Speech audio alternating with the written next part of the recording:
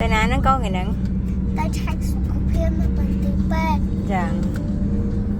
Hay ơn mẹ bạn ơn cháy. Cái sao ôn hoạt nơi còn phát sắc. Dạ. Ôn răng năm đang ở lâu bụng mùi. និយាយរួមគឺសម័យខ្លួនគឺដឹងខ្លួនច្បាស់ណាស់ថាហេតុអីបានត្រូវទៅមន្ទីរពេទ្យពិនិត្យសុខភាពសម្រាប់ប៉ាម៉ាក់ក៏មានមូលហេតុរបស់ប៉ាម៉ាក់ដែរមិនមែនសុកនាំកូនទាំង3ទៅពិនិត្យសុខភាពនោះទេមូលហេតុទី1នេះគឺថាមានជំងឺមហារីកទឹកនោមផ្អែមទឹកនោមប្រៃ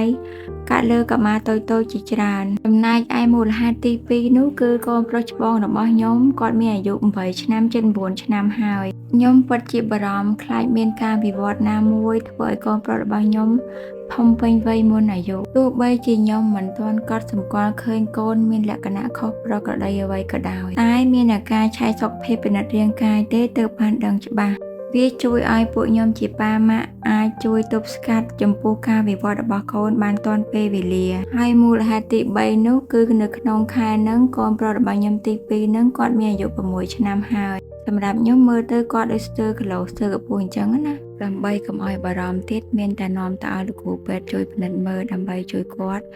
ការពារគាត់ឲ្យគាត់មានការលូតលាស់ល្អត្រូវតាមស្តង់ដារព្រោះអីគាត់ជាកូនប្រុសផងចំពោះកញ្ចប់ពិនិត្យសុខភាពសម្រាប់កូនកំឡោះដល់សង្ហារបស់ខ្ញុំទាំងពីរគឺខ្ញុំយក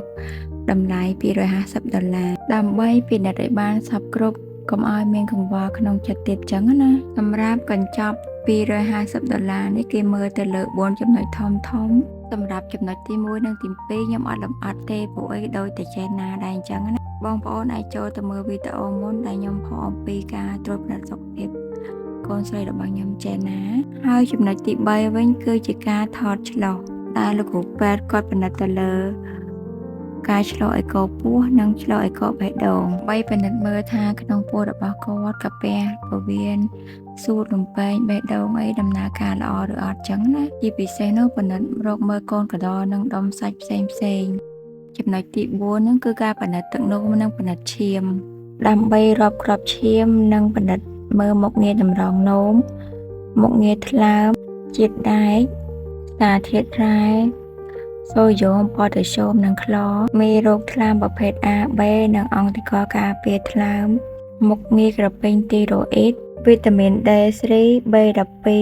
ប្រូតេអ៊ីននិងបណ្ឌិតជាតិកាល់ស្យូមនិងម៉ាណេស្យូមផងដែរជាប៉ាម៉ាក់អត់មានអីសប្បាយចិត្តជាងឃើញលទ្ធផលបណ្ឌិតសុខភាពកូនគឺល្អទាំងអស់គ្នានោះទេហើយអ្វីដែលsurpriseសម្រាប់ខ្ញុំនោះគឺខ្ញុំជ្រើសរើសមន្ទីរពេទ្យត្រូវសម្រាប់កូនប្អូនរបស់ខ្ញុំទាំងចំណេះជំនាញច្បាស់លាស់ក្រមសីលធម៌វិជ្ជាជីវៈ